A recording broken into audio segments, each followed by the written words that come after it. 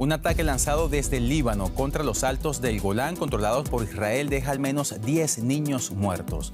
El primer ministro israelí, Benjamin Netanyahu, responsabiliza a Hezbollah y promete una severa represalia, pero Hezbollah, por su parte, niega su implicación en el bombardeo. Con esta noticia en desarrollo que hace temer una escalada imprevisible en la región, comenzamos esta edición de DW Noticias en vivo desde Berlín. Titulares. Israel asegura que el ataque en los altos del Golán no quedará sin respuesta y amenazó a Hezbollah con hacerle pagar un precio que nunca ha pagado antes. La misión de Naciones Unidas en el Líbano está mediando con las partes para rebajar las tensiones. Analizaremos el tema con un experto desde Madrid. Y más adelante, Venezuela se prepara para unas elecciones que podrían dejar al chavismo fuera del poder por primera vez en 25 años, en medio de denuncias de la oposición por presuntas irregularidades en la víspera de esta elección presidencial.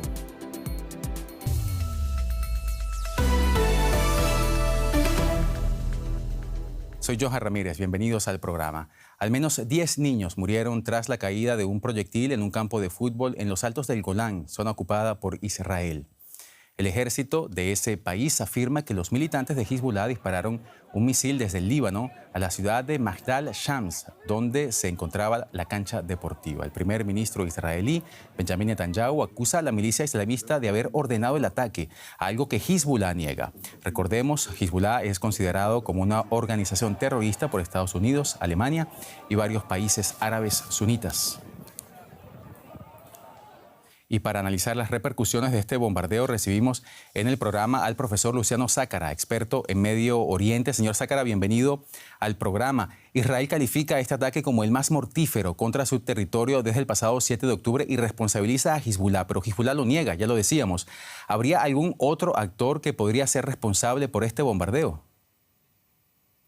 Bueno, es muy difícil pensar, habría que ver teorías conspirativas acerca de quién podría haber hecho si no ha sido Hezbollah. Lo cierto es que Hezbollah reivindicó 4 ataques en el mismo día, que ha atacado distintas bases militares, por lo tanto es muy posible que haya sido Hezbollah, que puede haber sido un error, que hayan disparado hacia otro objetivo y que haya caído donde haya caído, por lo cual podría ser considerado como un daño colateral, de la misma manera que Israel ha venido haciendo en Gaza en estos 9 meses. Y lo cierto es que, por otra parte, lo cierto es que Hezbollah generalmente no reivindica, no exagera en sus reivindicaciones, no se atribuye a ataques que no han sido confirmados, sino que únicamente se atribuye a aquellos ataques que reconoce que ha hecho.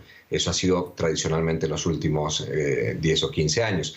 Por lo tanto, es muy difícil todavía aseverar que ha sido Hezbollah. Incluso la Unión Europea no ha hecho una declaración específica al respecto, simplemente ha condenado el ataque, lo mismo que el gobierno libanés, que no ha dicho específicamente que haya sido Hezbollah. Ahora viene el ministro de Exteriores de Israel, Israel Katz, ha dicho que su país se aproxima a una guerra a gran escala contra Hezbollah y el Líbano. Y Benjamin Netanyahu, por su parte, ha prometido que Hezbollah pagará un precio que nunca ha pagado antes. Tenemos meses, señor Zácara, hablando de los riesgos de una escalada del conflicto en la región, pero estamos finalmente a las puertas de una confrontación mayor en Oriente Medio. Bueno, sin duda, cada vez que pasa algo por el estilo, corremos el riesgo de que se expanda. Los errores de cálculos pueden pasar y ya han pasado mucho a lo largo de estos 9 meses de guerra, pero lo cierto es que hasta ahora no se ha extendido. Ya tuvimos un intercambio de disparos y bastante fuertes entre Israel e Irán y esto nos llevó a una ampliación del conflicto, y este enfrentamiento entre Israel y Hezbollah se lleva desde casi el principio del conflicto, también en octubre. Por lo tanto, este temor de que se expanda todavía no ha llegado, a pesar de que ha incrementado la intensidad de intercambio. Lo que pasa es que en este caso, al haber habido tantos muertos en el ataque, que son muchos en comparación con los anteriores en estos 9 meses, Israel podría hacer tener una represalia mucho más fuerte que fuerce otra vez a Hezbollah a entrar en una escalada que será muy difícil de parar. Estamos otra vez ante una incertidumbre, un riesgo cierto, y que cada vez estamos más cerca que un error de cálculo. Si esto fue un ataque involuntario, ha sido un error, podría llevar a una guerra que venimos pensando desde hace mucho tiempo podría darse. Un bombardeo en los altos del Golán que le suma tensiones al conflicto en Medio Oriente. Lo conversábamos con el profesor Luciano Zácara. Muchas gracias, profesor, y hasta la próxima. Gracias, hasta la próxima. Y nos quedamos allí en Medio Oriente, donde este sábado al menos 30 personas murieron y más de 100 resultaron heridas tras un bombardeo israelí contra una escuela donde se refugiaban desplazados, esto según el Ministerio de Salud gazatí, controlado por Hamas. El ejército de Israel confirmó que su objetivo era ese edificio situado en el pueblo central de Deir al-Balá y acusó a Hamas de utilizarlo para lanzar ataques. Israel alegó además que había advertido a los civiles con anticipación. Las explosiones hacen temblar el centro de Gaza. La multitud huye mientras la polvareda da paso a una escuela en ruinas. Cientos de palestinos desplazados se refugiaban aquí en la región central de Deir al-Balá. Y llegó el bombardeo. En vez de correr afuera, me metí en la escuela porque la escuela es lo que nos protege. Tiene una unidad médica, no debería ser bombardeada. Vine a la escuela porque es un lugar seguro y estuve refugiado aquí. Mientras huía, veía bloques de concreto y personas volando, cabezas, piernas, manos volando. Me dejó horrorizado. En un instante cayeron misiles sobre nosotros. Ya estábamos heridos. Hace apenas unos meses que volvimos de Egipto con mi hija y ahora mi hija está herida. Su hija fue una de las decenas de víctimas transportadas al hospital Al-Aqsa. En pasillos repletos, los médicos hicieron lo que pudieron con los pocos suministros disponibles. El ejército israelí asegura que el bombardeo tenía como objetivo un comando central de Hamas, algo que la milicia islamista niega. Pero para cientos de civiles desplazados que se refugiaban allí, eso no hace ninguna diferencia. Ahora los sobrevivientes deben buscar otra vez refugio. Siempre hay desplazamientos y migraciones cuando hay ataques. La gente tiene miedo y se mueve de un lugar a otro dentro de Gaza. Que Dios nos ampare.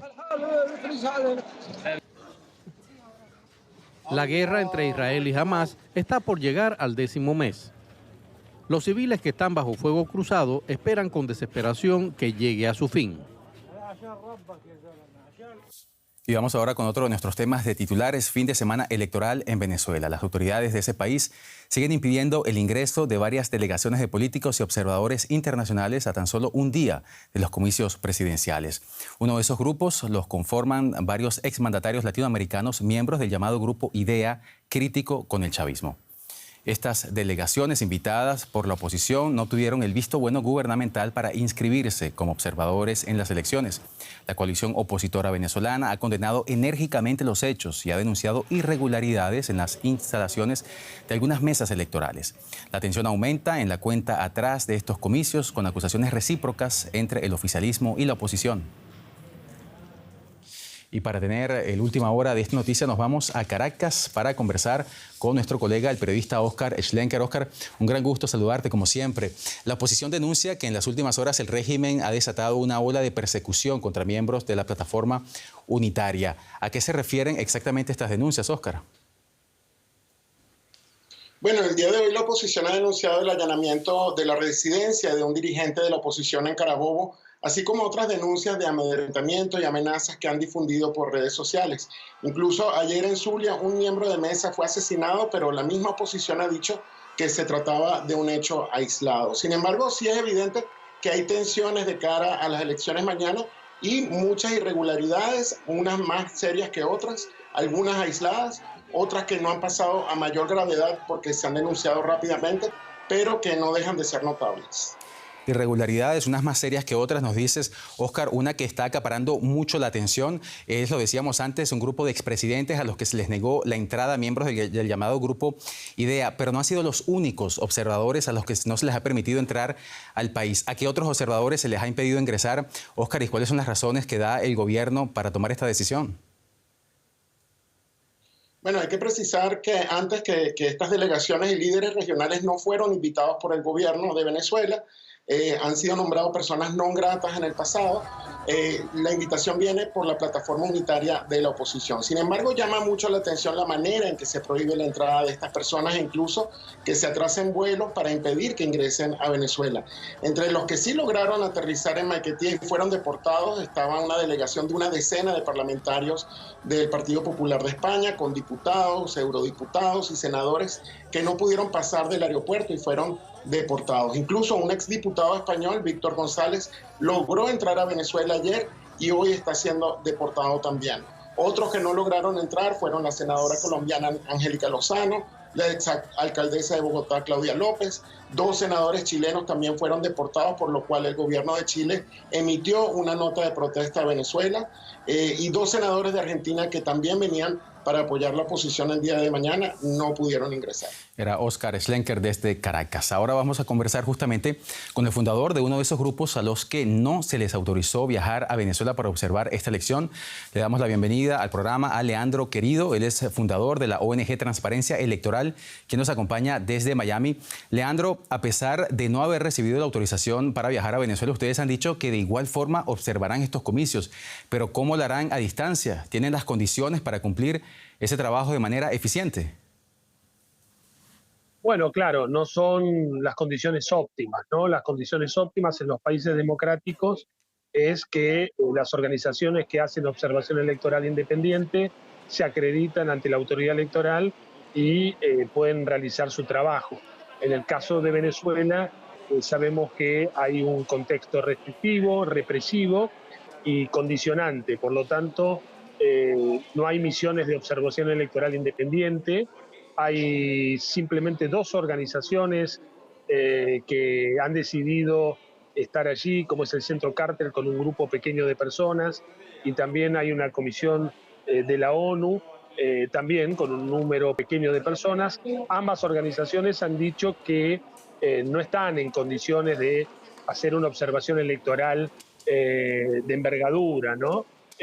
Por lo tanto, es una presencia limitada. Nosotros hemos hecho la acreditación, el intento, no hemos tenido respuesta, pero eso no nos impide hacer nuestro trabajo, ¿no? Digo, sabemos que hay un contexto muy difícil, excepcional, en donde hay una notoria ausencia de un Estado de Derecho y de una autoridad electoral independiente. Por lo tanto, vamos a hacer una suerte de observación electoral a distancia, con voluntarios en todos los estados de Venezuela, y obviamente con 2 salas de situación, una en Buenos Aires y una en Miami, siguiendo todo el proceso electoral. Leandro, en Venezuela se hace un proceso electoral electrónico. ¿Es posible manipular ese proceso para cambiar los resultados? Bueno, en un contexto en donde no hay controles cruzados, puede pasar cualquier cosa, en donde no hay una autoridad electoral profesional independiente del Poder Ejecutivo, también puede pasar cualquier cosa. Y lo que notamos es un cúmulo de restricciones para que la oposición pueda ejercer su derecho a controlar el proceso electoral. Bueno, hay una instancia muy importante en el proceso electoral venezolano que tiene que ver con la verificación ciudadana, es decir, hacer un escrutinio manual para después cotejar con los resultados que da la máquina de modo automatizado. Habrá que ver, porque esa es una etapa muy sensible del proceso electoral y la comunidad internacional democrática va a seguir de cerca todo lo que tiene que ver con este aspecto que para nosotros es trascendental. Era Leandro Querido, fundador de la ONG Transparencia Electoral desde Miami. Y antes de despedirnos, nos vamos a la Vía Apia, la primera carretera del antiguo Imperio Romano que ha sido añadida a la lista de sitios considerados Patrimonio de la Humanidad de Naciones Unidas. Conocida como Regina Viarum o la Reina de los Caminos, conectaba la capital del otrora Estado romano con la ciudad de Brindisi, en el sureste del país. La Vía Apia fue bautizada en honor a Apio Claudio el Ciego, político y militar romano que dirigió la construcción del primer tramo de esta calzada como parte de un sendero militar en el año 312 a.C.